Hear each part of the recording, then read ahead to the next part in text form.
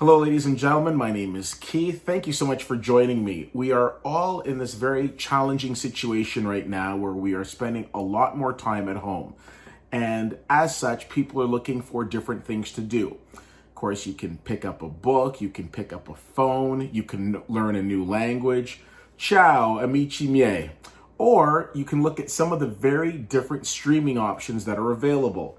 One of the things I will say is that in the year 2020, there is no limit in terms of the different streaming options that we have. And I wanted to take a moment just to go through several of them with you, several of the ones that I use right now.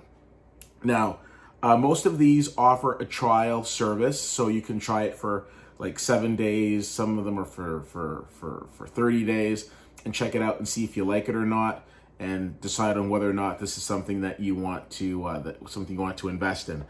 First one, and I think probably one of the greatest babysitters in the world right now, is Disney Plus. If you have a young one, a middle-aged one, or an old one, Disney Plus is definitely for you. Just because Disney expands to so many different genres. You've got Pixar, you've got Marvel, you've got Star Wars, you've got National Geographic. So much content is available on Disney Plus, and they're constantly putting out new material month after month.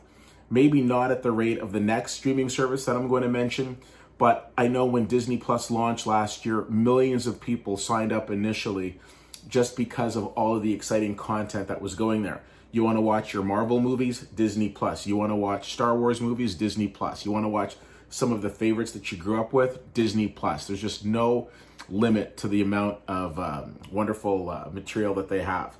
The next streaming service, good luck keeping up with this one, of course, seems to be everybody's favorite, Netflix.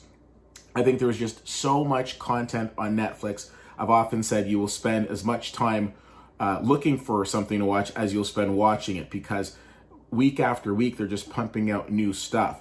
From the theatrical standpoint, over the last few years, Netflix has become a major player, releasing films like Dolomite Is My Name and Marriage Story and Roma, to some of the great made for Netflix television films like Spencer Confidential, and also great groundbreaking series such as When They See Us. But then they also have their shows like Ozark, which just put out their third season, and Orange Is the New Black, and Stranger Things. So tons of stuff to see on Netflix, as well as a lot of great old television shows as well as movies. Next up is Amazon Prime. So the cool thing with Amazon Prime is if you like ordering things, which a lot of people seem to be doing these days, Amazon Prime is a great streaming service as well, because not only do you get your deliveries quicker and without a shipping charge, you also get enrolled with Amazon Prime, and there's a lot of great content on Amazon Prime as well.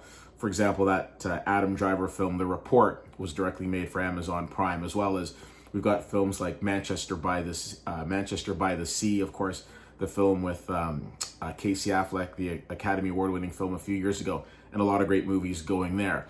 Also, if you're a fan of the movie The Purge, did you know that there's a TV series, The Purge? Well, it's on Amazon, so you can check that out as well. Next up, I want to talk about Crave TV. Now, the thing I like about Crave TV is that it also has a relationship with HBO. So if you've got Crave TV, you've essentially got both. So you've got movies that are coming there, or that are there now, such as Once Upon a Time in Hollywood, and a movie I really like, Parasite, which will be there next month. But you've also got access to so many great HBO classics like 6 Feet Under, as well as Curb Your Enthusiasm, which just completed its 10th season. So I think Crave TV is a great streaming service to have. One that I recently discovered, but has been out for a little while, is called TOBe. Now, TOBe has a lot of great movies on it. The only thing with TOBe is it's a free service, so as such, you do get commercials on it from time to time as you're watching a film. For myself, I've watched a few films on TOBe. It didn't necessarily take away from the experience, because you get used to the fact that you're going to have some 15-second commercials here and there. But again, it's a free service, and it's great to check out. If you're into the horror genre, I definitely recommend Shudder. There are a lot of films on Shudder that I'm not familiar with, but there's also ones that I very much am, like Revenge, which played at the Toronto International Film Festival a few years ago, which was a very entertaining film. So Shudder, if you're into the thriller horror genre, may be worth checking out.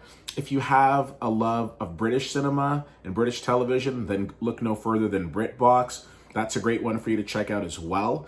In addition to that, of course, when you're looking at devices like iPhone and Android, it's good to know that you've got Apple TV Plus as well as Google Movies, which are both available to you as well. So those respective stores do have movies available, and they also have a lot of content. So for example, on the Apple side, they've got The Morning Show, so that's worth checking out. And of course, on the Google side, a lot of different movies that you're able to check out there.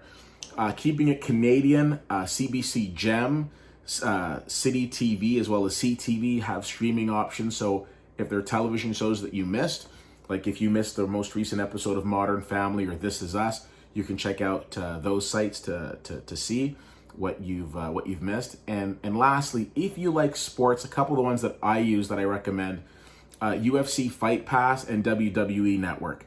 Respectfully, they've got tons of material. Both UFC and especially WWE have comprehensive libraries of material that go back years and years of different fights and events and what have you.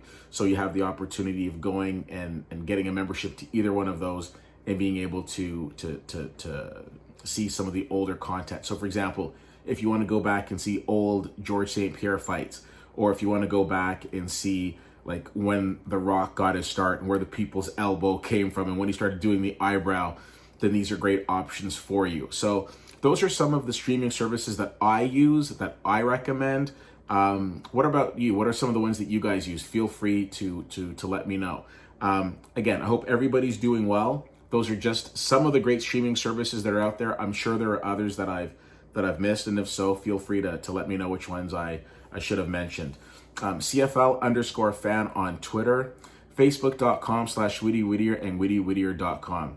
Thank you so much for checking this out. My name is Keith, and I'll see you at the movies.